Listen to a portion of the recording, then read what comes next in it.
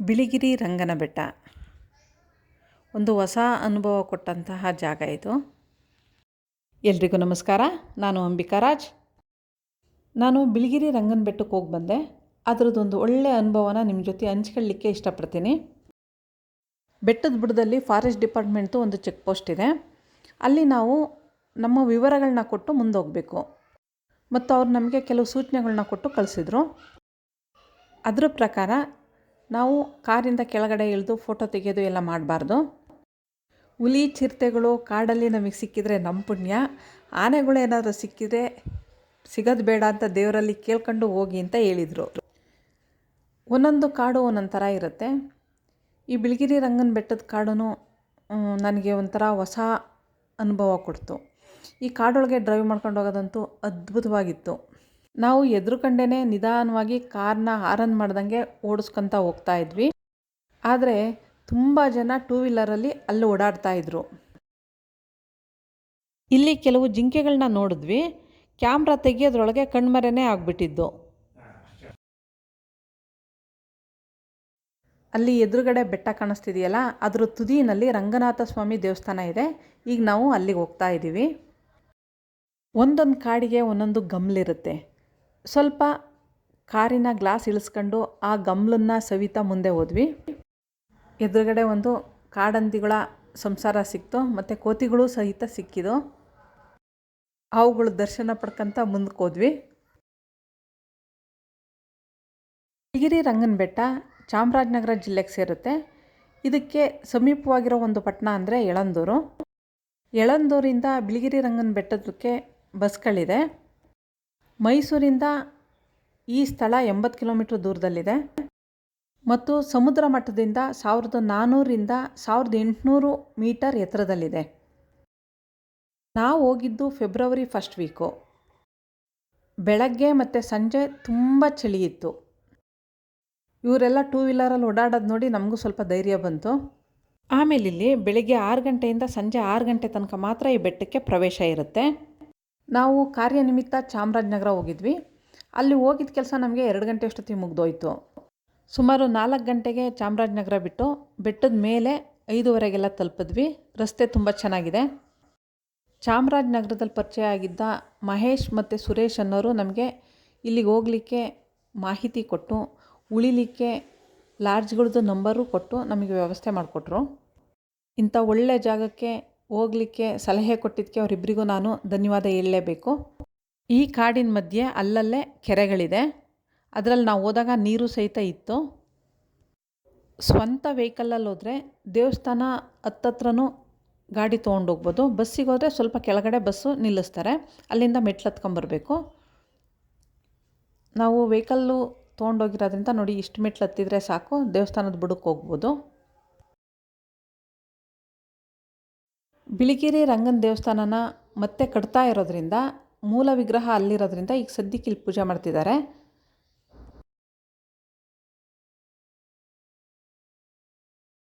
ಇದು ಹೊಸದಾಗಿ ನಿರ್ಮಾಣ ಆಗ್ತಿರೋ ಬಿಳಿಗಿರಿ ರಂಗನಾಥನ ದೇವಸ್ಥಾನ. ಇದು ಪ್ರವೇಶ ದ್ವಾರ.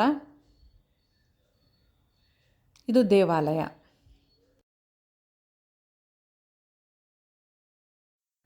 ಇದು ದೇವಸ್ಥಾನ. ಇದರೊಳಗಡೆ ಮೂಲ ವಿಗ್ರಹ ಇದೆಯಂತೆ. ಅದನ್ನು ದರ್ಶನ ಮಾಡಲಿಕ್ಕೆ ಬಿಡ್ತಾ ಇಲ್ಲ ಯಾರಿಗೂ.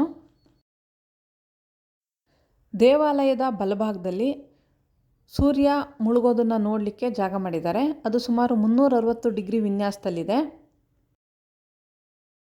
ಅಲ್ಲಿ ಕೆಲವು ಮನೆಗಳು ಕಾಣಿಸ್ತಿದೆಯಲ್ಲ, ಅದೇ ಬಿಳಿಗಿರಿ ಊರು ಅಂತ ಹೇಳಿದರು.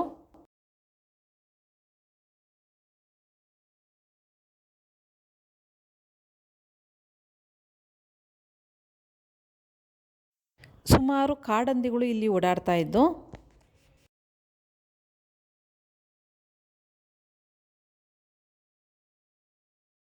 ಈ ಜಾಗದಲ್ಲಿ ಸೂರ್ಯ ಮುಳುಗೋದನ್ನು ನೋಡಲಿಕ್ಕೆ ಎಷ್ಟು ಆನಂದ ಆಗುತ್ತೆ ಅಂತ, ಅದು ಕ್ಯಾಮ್ರಾದಲ್ಲಿ ಅಷ್ಟು ಚೆನ್ನಾಗಿ ಕಾಣಿಸಲ್ಲ. ನಾವು ಸ್ವತಃ ನೋಡಿದ್ರೇ ಚೆನ್ನಾಗಿರೋದು.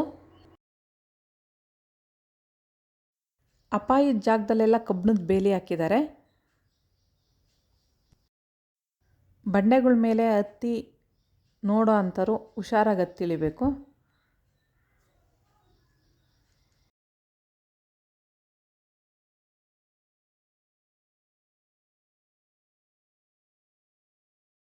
ತುಂಬ ಜೋರಾಗಿ ಗಾಳಿ ಬೀಸ್ತಾ ಇತ್ತು. ಸುಮಾರು ಕಡೆ ನಾವು ಸೂರ್ಯ ಮುಳುಗೋದನ್ನು ನೋಡಿ ಇಷ್ಟಪಟ್ಟು ಖುಷಿಪಟ್ಟಿದ್ದೀವಿ. ಆದರೆ ಪ್ರತಿಯೊಂದೂ ಒಂಥರ ಹೊಸ ಉಲ್ಲಾಸ ಕೊಡುತ್ತೆ, ಹೊಸ ಅನುಭವನೂ ಅನಿಸುತ್ತೆ ನನಗೆ.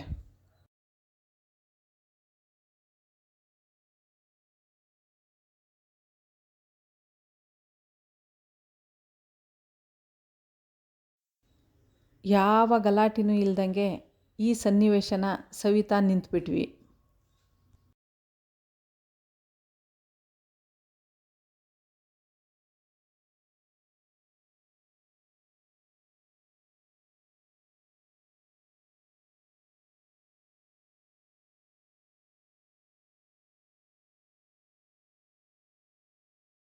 ಸೂರ್ಯಾಸ್ತ ಆದಮೇಲೆ ನಾವು ಉಳ್ಕೊಂಡಿದ್ದ ರೂಮಿಗೆ ವಾಪಸ್ ಬಂದ್ವಿ. ಅಲ್ಲಿ ತುಂಬ ಚಳಿ ಇತ್ತು. ಹಾಗಾಗಿ ಇಲ್ಲಿ ನಮ್ಮನ್ನು ನೋಡ್ಕೊಳಕ್ಕಿದ್ದಿದ್ದು ಹುಡುಗರುಗಳು ಬೆಂಕಿ ಹಾಕ್ಕೊಟ್ರು. ಆ ಚಳಿಗೆ ಈ ಥರ ಬೆಂಕಿ ಕಾಯಿಸ್ಕೊಂಡು ಕೂತ್ಕೊಳ್ಳೋದು ಹೊಸ ಅನುಭವನೇ ಕೊಡ್ತು. ಇಲ್ಲಿ ಕತ್ಲೆಲೆಲ್ಲ ಓಡಾಡಲಿಕ್ಕೆ ಹೊರಗಡೆ ಬೇಡ ಅಂತ ಹೇಳ್ತಾರೆ. ಅಲ್ಲಿ ನಿಂತಿದ್ದಾನಲ್ಲ ಅವ್ನು ಸೋಲಿಗರು ಹುಡುಗ, ಅವನ ಹೆಸರು ಜಡೆ ಅಂತ. ಇಲ್ಲಿ ನನಗೆ 4 ಜನ ಸೋಲಿಗರು ಸಿಕ್ಕಿದ್ರು. ಅದರಲ್ಲಿ 2 ಹೆಸರು ಜಡೆ ಅಂತ. ಜಡೆಪ್ಪ ಅಂತ ಸೋಲಿಗರು ಪೂಜೆ ಮಾಡೋ ದೇವರು. ಹಾಗಾಗಿ ದೇವ್ರ ಹೆಸರು ಸುಮಾರು ಜನ ಇಟ್ಕೊಂಡಿರ್ತಾರೆ. ಇಲ್ಲಿ ಲೋಕಲ್ಲಾಗಿರೋರಿಗೆ ಯಾವ ಕಾಡು ಪ್ರಾಣಿಗಳ ಬಗ್ಗೆನೂ ಭಯ ಇಲ್ಲ. ಅವ್ರು ಹೇಳಿದ ಪ್ರಕಾರ ಅವು ನಮ್ಮನ್ನೇನೂ ಮಾಡಲ್ಲ, ಅವುಗಳ ಪಾಡಿಗೆ ಅವು ಹೋಗ್ತವೆ. ನಾಯಿಗಳ್ನ ಮಾತ್ರ ನಾವಿಲ್ಲಿ ಯಾರೂ ಸಾಕಲ್ಲ. ನಾಯಿ ಇದ್ದರೆ ಚಿರತೆಗಳು ಬರ್ತವೆ ಅಂತೇಳಿ ನಾವು ಸಾಕಲ್ಲ ಅಂತ ಹೇಳಿದರು. ರಾತ್ರಿ ಓಡಾಡಬೇಕಾದ್ರೆ ಒಂದು ಬಡಿಗೆ ಹಿಡ್ಕೊಂಡು ಓಡಾಡ್ತೀವಿ. ನಾವಿಲ್ಲಿ ಲೋಕಲಲ್ಲಿ ನಾಯಿ ಓಡಿಸ್ತೀವಲ್ಲ, ಆ ಥರ ಅವರು ಕರಡಿ ಚಿರತೆ ಎಲ್ಲ ಓಡಿಸ್ತಾರಂತೆ. ಹಾಗಂತ ಆ ಜಡೆಯನ್ನು ಹುಡುಗ ಹೇಳ್ತಾ ಇದ್ದ.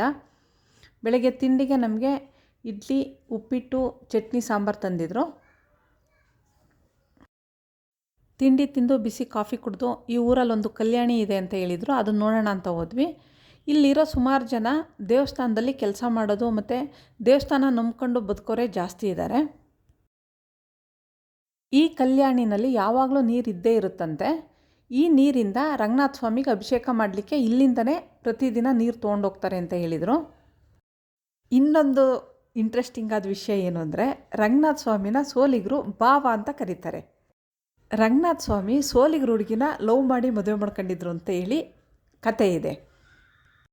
ಕಕ್ಕೆ ಹೂವಿಗೊಲಿದ ಕವಲು ನಾಮ ಕೊಲಿದ ಸೋಲಿಗರ ಬಾಲೆಗೊಲಿದ ರಂಗಧಾಮ ತಂದನ್ನ. ಈ ಥರ ಒಂದು ಜನಪದ ಗೀತೆ ಇದೆ. ಇಲ್ಲಿ ನಮಗೆ ಸೋಮಣ್ಣ ಅಂತ ಒಬ್ಬರು ಪರಿಚಯ ಆದರು. ಅವರು ದೇವಸ್ಥಾನದಲ್ಲಿ ನಾದಸ್ವರ ನುಡಿಸ್ತಾರೆ. ಅವ್ರದ್ದು ಇದು ಒಂದು ಪುಟ್ಟ ಕಾಫಿ ತೋಟ. ಅಲ್ಲಿಗೆ ಕರ್ಕೊಂಡೋದ್ರು ನಮ್ಮನ್ನು. ಇವರು ಈ ತೋಟದಲ್ಲಿ ಕಾಫಿ, ಕಾಳುಮೆಣಸು ಮತ್ತು ಸುಮಾರು ಹಣ್ಣಿನ ಗಿಡಗಳನ್ನ ಹಾಕಿದ್ದಾರೆ. ಇಲ್ಲಿ ಇವರು ನನಗೆ 2 ಕಾಫಿ ಗಿಡ ಮತ್ತು ಕಾಳುಮೆಣಸಿನ ಗಿಡ ತಂದುಕೊಟ್ರು. ಅವ್ರ ನೆನಪಿಗಾಗಿ ನಾನು ಇದನ್ನು ನಮ್ಮ ತೋಟದಲ್ಲಿ ಬೆಳೆಸ್ತಾ ಇದ್ದೀನಿ. ಸೋಮಣ್ಣವ್ರ ತೋಟದಿಂದ ಚಕೋತ ಹಣ್ಣು ಕೊಟ್ಟರು. ಆಮೇಲೆ ಒಳ್ಳೆ ಕಾಫಿ ಪುಡಿ ಕೊಟ್ಟರು. ಅದನ್ನೆಲ್ಲ ತೊಗೊಂಡು ಅವ್ರಿಗೆಲ್ಲ ಒಂದು ಧನ್ಯವಾದ ಹೇಳಿ ಒಂದು ಒಳ್ಳೆ ಜಾಗದಲ್ಲಿ ಒಂದು ದಿನ ತುಂಬ ಸುಖವಾಗಿ ನೆಮ್ಮದಿಯಾಗಿ ಕಳೆದಿದ್ದ ನೆನಪಿನಿಂದ ವಾಪಸ್ ಬಂದ್ವಿ. ಇಂಥ ಸುಂದರವಾದ ಜಾಗಕ್ಕೆ ಹೋಗ್ಲಿಕ್ಕೆ ಅವಕಾಶ ಇದ್ದರೆ ಖಂಡಿತ ಹೋಗಿ ಬನ್ನಿ. ನಾವು ಉಳ್ಕೊಂಡಿದ್ದು ಲಾಡ್ಜು ನಂಬರ್ ಇಲ್ಲಿ ಹಾಕಿದ್ದೀನಿ. ನಿಮ್ಗೆ ಯಾರಿಗಾದ್ರೂ ಅವಶ್ಯಕತೆ ಇದ್ದರೆ ಉಪಯೋಗಿಸ್ಕೊಳ್ಳಿ. ನಮಸ್ತೆ.